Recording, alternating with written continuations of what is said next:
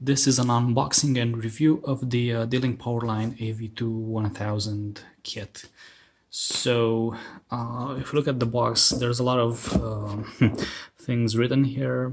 How this is apparently a gigabit kit. And yeah, there are a bunch of claims here. We're not really gonna focus too much on that because we'll be testing the performance for ourselves in a second. So let's just open this up and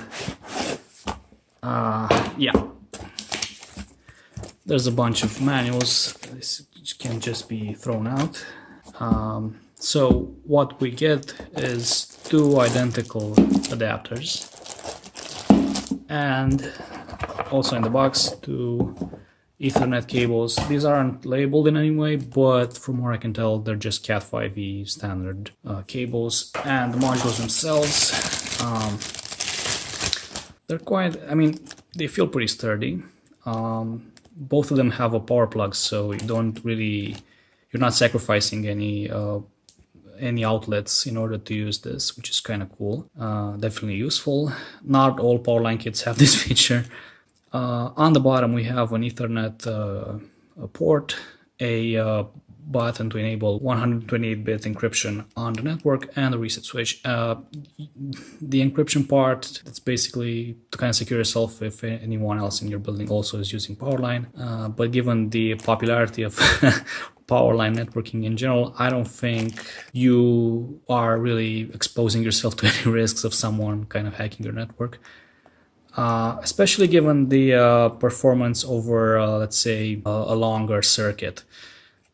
Because if you don't know, this powerline is really dependent on your home networks. Well, how well the circuitry is laid out. Okay, so let's try setting up one of these adapters. The only rule when it comes to setup is that you first connect one to the router and then another one or any other number of these adapters throughout your house. But the router part, the one that connects to the router, needs to be set up first. And in order to set this up, all we're gonna do is take one of these cables, connect it. Super simple. Then just go ahead and put it in a plug. Super easy.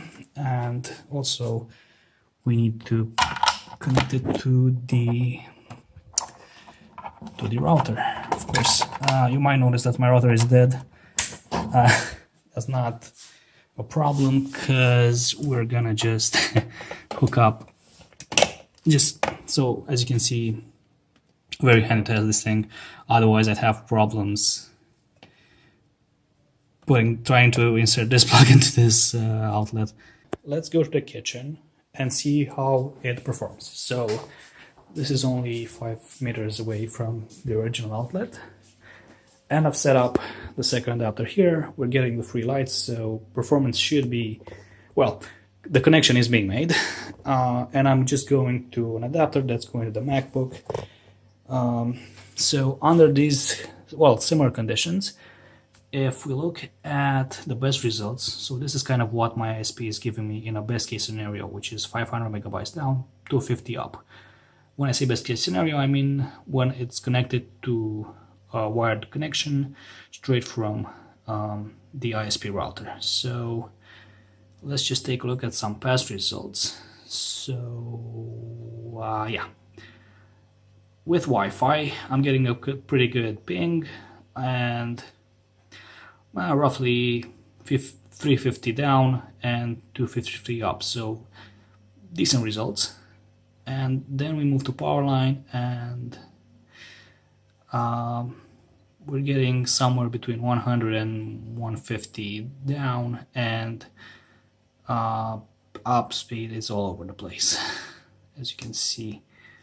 Sorry, this thing isn't focusing very well, but basically I'd say about half of what we're getting with Wi-Fi. So definitely powerline isn't the best solution. Taking a look at this powerline kit from D-Link, we can see that it's not very performant. One upside to powerline that I found while running the test is for the Chromecast. So I have a Chromecast right here, it's 4K model, And on the power plug, you'll see that it has this Ethernet port.